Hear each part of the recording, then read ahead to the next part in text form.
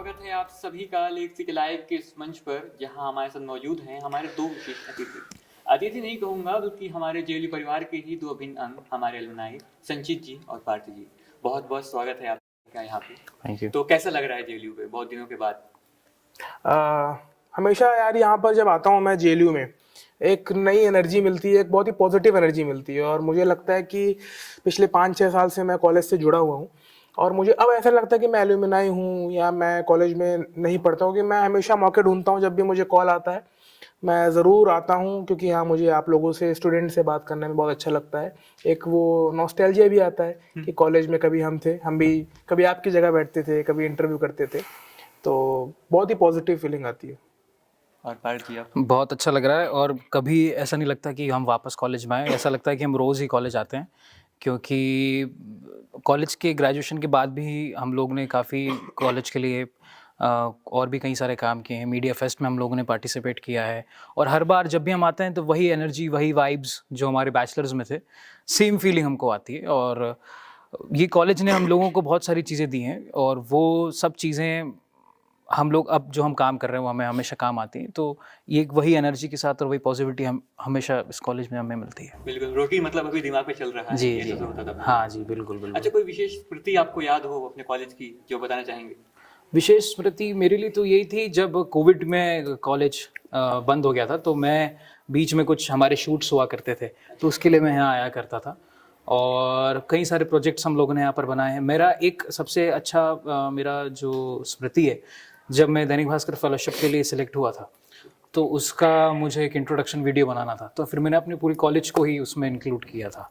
हर तरह के जो यहाँ पे अलग अलग हमारे स्पॉट्स हैं, जो पिरामिड है, फिर हमारा आगे का पूरा एरिया है, कैंटीन है और बहुत सारी जो चीज़ें हैं, तो वो उन सब चीज़ों को मिला के मैंने 2.5-3 मिनट का एक वीडियो बनाया था। तो वो मुझे सबसे ज़्यादा मेरा मेमोरी वाला चीज़ है। और बाकी तो जो हम लोग बैचलर्स में जो हम काम करते थे यहाँ पे, वो हमें याद है अभी भी। संचित जी आपकी कुछ स्मृति? हाँ यार, ऐसा तो कोई एक इंसिडेंट पॉइंट आउट करना बड़ा मुश्किल है, क्योंकि जो मेरे शुरू के 3 इयर्स थे कॉलेज के, वो मैं कहूँगा यार 70% टाइम मैंने कॉलेज पे ही गुजारा है। मैं मतलब मेरी जो दोस्ती थी, मेरा जो दिन का सबसे ज़्यादा समय था वो कॉलेज में ही रहता था। तो बहुत चीज़ें करी, बहुत काम करा, बहुत मस्ती करी। तो मस्ती भी बहुत करी हमने। मतलब अगर मैं बताऊँ तो क्रिकेट खेलते थे हम लोग। तो यहाँ पर जैसे ग्राउंड है, तो फैकल्टीज़ के साथ ही हम क्रिकेट खेलते थे और खूब इंजॉय करते थे शाम को। और वो ऐसा नहीं था कि कोई बाउंडेशन थी कि कॉलेज आ रहे हैं इसलिए, क्योंकि वो एक ऑलरेडी हम इंजॉय करते थे उस चीज़ को। कॉलेज में टाइम स्पेंड करना इंजॉय करते थे, फैकल्टीज़ हो गए, उनके साथ बातचीत करना हमें मज़ा आता था। तो वो एक बहुत ही पॉजिटिव इन्वायरमेंट था। तो वो जो एक एक दौर था, तो बहुत ही अनमोल, जिसको मैं कहता हूँ कि वो ऐसा पीरियड था कि जो सबको एक्सपीरियंस करना चाहिए। बिल्कुल बिल्कुल। और फिर कॉलेज अगर आ रहे हैं और मित्रों के साथ नहीं बैठे तो फिर आनंद कहाँ से आएगा? बिल्कुल बिल्कुल। अच्छा, एक बात अभी पारस जी ने बताया कोविड-19 को लेकर के। जी। एक ऐसा दौर रहा जहाँ पे एजुकेशन इफेक्ट हुआ, हर क्षेत्र इफेक्ट हुआ था। और उस समय आप भी एजुकेशन पे ही थे, पढ़ाई कर रहे थे, जर्नलिज्म के ऊपर से कर रहे थे, जहाँ पे अपन को ग्राउंड रिपोर्ट्स करनी होती है, फील्ड वर्क करना होता है। कैसे आपने टैकल किया उस कंडीशन को? उसके बाद हमने बकायदा अपने असाइनमेंट्स कंप्लीट किए थे, अपने प्रोजेक्ट्स भी किए थे, वीडियोस बनाए हुए थे। कैसे कैसे किया आपने कुछ? उस पे देखिए, मैं ये कहूँगा कि यार वो सिर्फ इंडिविजुअल पे डिपेंड करता है कि वो किस चीज़ को कैसे देखता है। कोविड का जब टाइम था तो हमारे लिए बहुत फ्रस्ट्रेटिंग था वो, क्योंकि उस समय हम बेसिकली सीख ही रहे थे चीज़ों को। हम बिल्कुल इसमें कहते हैं ना कि इस जर्नलिज्म की फील्ड को समझना ही शुरू किया था और मज़ा आने लगा था काम करने में। तो अचानक से कोविड लग गया और फिर घर जाना पड़ा। जैसे मैं भोपाल से बाहर का हूँ तो मुझे वहाँ जाना पड़ा, पार्थ भोपाल में ही थे, बट कॉलेज बंद हो गया। 6-7 महीने कॉलेज हमारा बंद था। तो अब ये था कि यार कनेक्टेड तो रहना है लोगों से, तो हम वर्चुअली कनेक्टेड थे, क्लासेस लगती थी हमारी, तो फैकल्टीज से हम बातचीत करते रहते थे। और एक चीज़ मैं हमेशा फील करता हूँ जो मेरे साथ काम करी, कि फैकल्टीज़ के साथ जो एक आपका रिलेशन होता है वो बहुत ही बहुत अच्छा होना चाहिए। क्योंकि वो ऐसा नहीं कि आप किसी फैकल्टी को जस्ट प्लीज करने के लिए आप करो, आपका एक बहुत नेचुरल कनेक्शन होना चाहिए। आपको जो मन में है आप बताओ उनको, वो आपको बताएंगे आपसे क्या उनकी एक्सपेक्टेशन है, आपको उनसे क्या एक्सपेक्टेशन है। तो हम हमारे सारे फैकल्टी से हम बातचीत करते थे, पूछते थे क्या कर सकते हैं, घर से भी क्या कर सकते हैं, स्टोरी आइडियाज डिस्कस करते थे कि जो चीज़ें घर से संभव हैं वो घर से हम करें।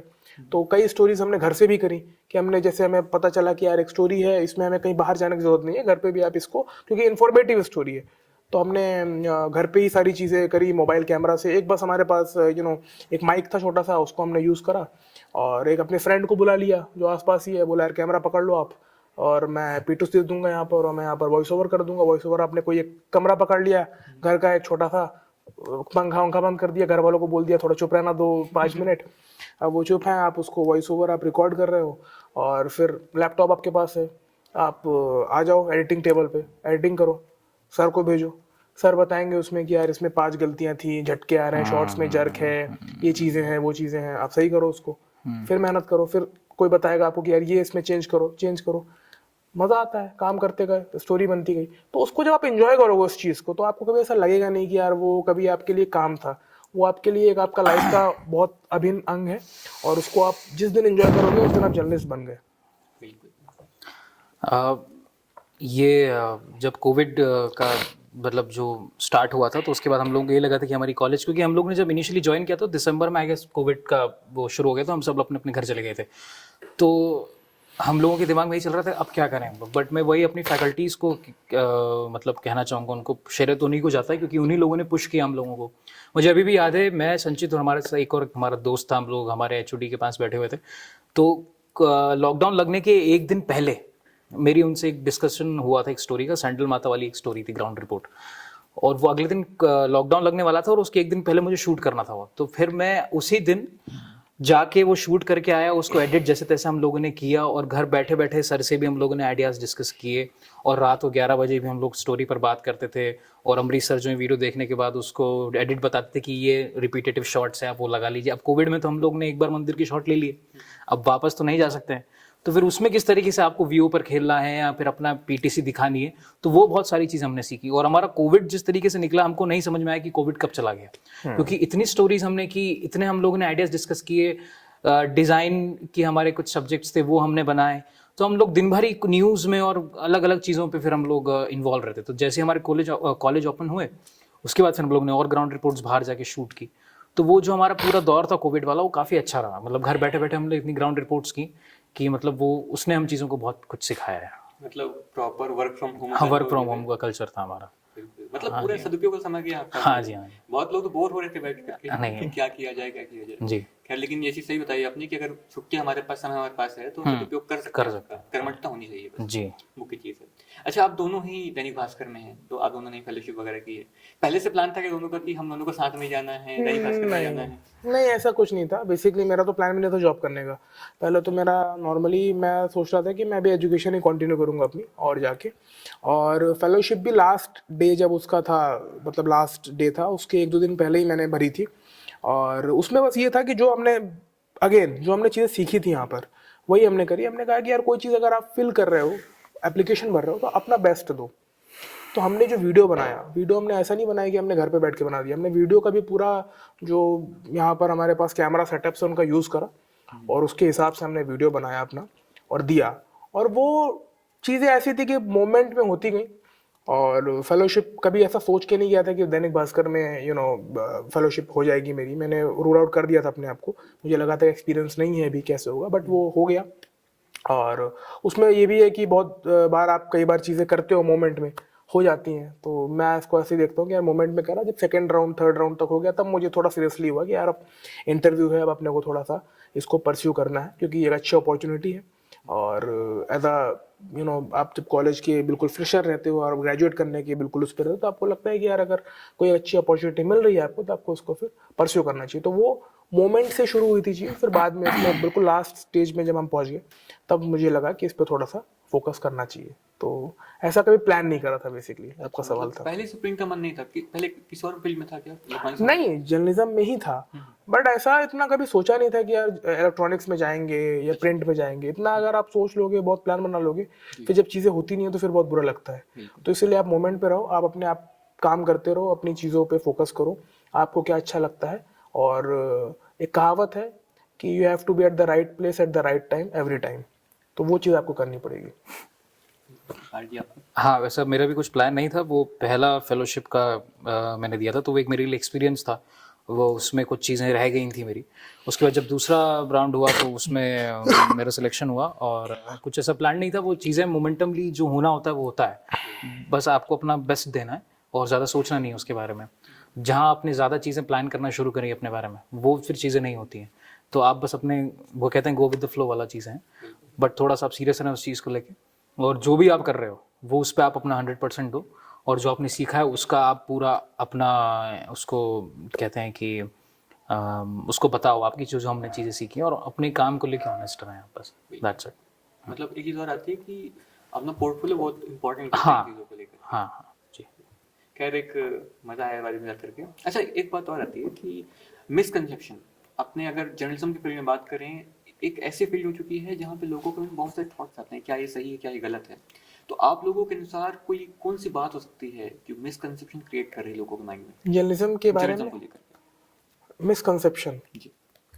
बहुत से मिसकंसेप्शन रहते हैं, कोई एक पॉइंट आउट करना मुश्किल है, बट मैं ये कहूँगा कि रॉन्ग एक्सपेक्टेशन लेके मत जाओ। रॉन्ग एक्सपेक्टेशंस लोगों की होती है बहुत बार कि यार डे वन से कोई भी जर्नलिस्ट एंकर नहीं बन जाता है, डे वन से कोई भी जर्नलिस्ट एट द टॉप नहीं पहुंचता है। वो एक जैसे बाकी फील्ड्स हैं वैसे जर्नलिज्म भी एक फील्ड है, यहाँ भी एक पूरा इसका प्रोसेस है। यहाँ भी आप लैडर बाय लैडर आप चढ़ते हो ऊपर, और तब जाके आप टॉप पे पहुंचते हो। You have to be consistent. ये फील्ड में बस ये है कि you have to be updated, हमेशा आपको अपडेट रहना पड़ेगा खुद से समय से आगे। और बेसिकली कई लोगों के लिए बहुत मतलब मेहनत भी है इस फील्ड में, टाइम की भी बहुत आपको वो है कि यार journalist is always on duty, तो आप कभी भी आपको बुला लिया जा सकता है। तो अगर आप इस फील्ड से बेसिकली अगर आप प्रेम करते हो, आपका अगर आपको मज़ा आता है, तो ये आपके लिए बहुत मतलब आपको बहुत अच्छा एक्सपीरियंस मिलेगा, आपको कभी दिक्कत नहीं होगी। लेकिन अगर आप एज अनदर प्रोफेशन या जस्ट अनदर प्रोफेशन जॉब करनी है इसके लिए आ रहे हो, तो थोड़ा सा आप डिसअपॉइंट हो गए, क्योंकि ये वैसी प्रोफेशन नहीं है। क्योंकि फिर आप चीज़ों को अगर मॉनेटरी टर्म्स में या अलग अलग चीज़ों पे उसको आप एनालाइज करोगे, तो आपको लगेगा कि यार ये जो फील्ड है कई मायनों में थोड़ी सी उतनी वेल पेड नहीं है, उतना इसके आउटकम्स नहीं है। बट अगर वही वाली बात है, अगर आपका इसमें कन्विक्शन है तो आपको मज़ा आएगा। बिल्कुल, मतलब अगर लगन है जी। तो आपके लिए सब सही है। जी। आपके अनुसार कोई ऐसा पॉइंट? वही पॉइंट, मतलब अभी जैसे मास कॉम के जो आपके आप जब पढ़ाई करते हैं उसकी, तो मेरे मन में भी बहुत सारे ऐसे ही सवाल थे। जब मैं 8-9 स्टैंडर्ड में था तब भी मैं, जब आप कोई एडवर्टीजमेंट भी देखते हैं तो वहाँ भी ये लिखा होता है कि एंकर बनने का मौका और टीवी एंकर बनने का मौका, या ऐसा हमेशा लिखा होता है। तो आपको वो बड़ा ही मतलब आपका वो दिमाग में चल रहा होता है कि यार ये बड़ी मतलब हाँ ये बड़ा ही मतलब क्या कहेंगे उसको, बड़ा चकाचौंध वाला चीज़ है वो। बट एज सुन एज जब मैंने भी एज ए प्रोफेशनल शुरू किया उस चीज़ को, तब आपको समझ में आता है कि जैसे मैंने पहले भी सेशन में भी यही कहा था कि हर एक चीज़ की आपको ABCD जानना बहुत ज़रूरी है। जब मैं यहाँ कोविड टाइम्स में भी आता था तो मैं कैमरा बहुत चलाता था। जैसे अभी मैं कुछ टाइम पहले वहीं खड़ा होता था, दिन भर कैमरा ही कैमरा, और उसको सेटअप करना और ऑडियो देखना। तो बहुत लोग मुझे ये भी कहते थे कि यार इसमें क्या होगा, मतलब इसमें हम कैमरा से क्या कर लेंगे। बट आज के टाइम पे जब मैं अपनी स्टोरीज करता हूँ, न्यूज़ स्टोरीज करता हूँ, तो पूरा स्टूडियो का सेटअप करना, कैमरा किस एंगल पे होगा, वो काम आता है। तो एंकर बनना एक ठीक है, एक चीज़ है, बट उसके पीछे की भी चीज़ें आपको आनी चाहिए as an anchor. Production handle करना, स्क्रिप्ट देखना, लाइव डिबेट्स कैसे होती हैं। सिर्फ टेलीप्रॉम्प्टर पर पढ़ के खबर पढ़ लेना सब कुछ नहीं होता है, उसके पीछे की बारीकियां भी आपको जानना बहुत ज़रूरी है। और सबसे बड़ा मिथ वही है कि लोग चाहे रेडियो में जाएँ, चाहे टीवी में जाएँ, कहीं डिजिटल में भी जाएँ, तो उनके दिमाग में एक ही चीज़ होती है कि हमारी आवाज़ बहुत अच्छी है, हम एंकर बनेंगे। बट ऐसा नहीं होता है। आवाज़ के साथ साथ आपको बहुत सारी चीज़ों पर काम करना होता है, तब जाके आप एक फुल पैकेज जिसको हम बोलते हैं, वो पैकेज आप अपने आप को रिप्रेजेंट कर सकते हैं उसके सामने। मल्टी टैलेंटेड नहीं मतलब, लेकिन आपको एज अ मल्टीमीडिया वाली चीज़ें हम पढ़ते हैं ना, वो हर चीज़ें आपको आनी चाहिए। और जैसे संचित ने कहा कि अपडेटेड रहना बहुत ज़रूरी है। आप एक चीज़ में ठीक है, बट आपको हर चीज़ों की भी जानकारी होनी चाहिए कि ये कैसे होता है, क्या क्या चीज़ें हैं, क्या नहीं। क्योंकि अब AI आ गया है, तो उसको भी सीखना आपको बहुत ज़रूरी है कि आप AI टूल्स कैसे इस्तेमाल कर सकते हैं जर्नलिज्म में, फैक्ट कैसे चेक कर सकते हैं। बहुत सारी चीज़ें हैं, उसको आप अपने मतलब रोज़मर्रा के जो आप काम कर रहे हैं उसमें अप्लाई कर सकते हैं। अच्छा, और कोई सलाह अपने जो नए विद्यार्थी आ रहे हैं, फ्रेशर्स आ रहे हैं, उनके लिए?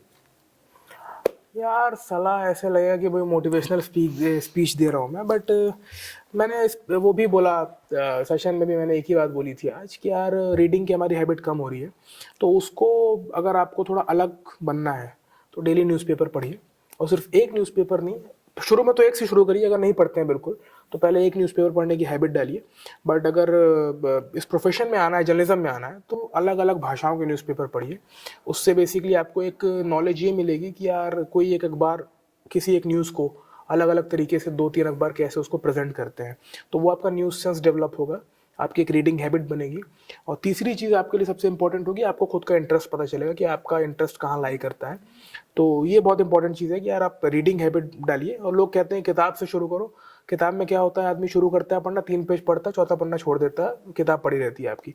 न्यूज़पेपर ऐसी चीज़ें रेलेवेंट है, जो हो रहा है आपके आसपास, आप वो चीज़ उसमें पढ़ते हो। तो शुरू न्यूज़पेपर से कर सकते हो आप, फिर बाकी धीरे धीरे किताब, नॉवेल्स आपके लिए पूरा आसमान है, जो भी आपको करना है आप कर सकते हैं।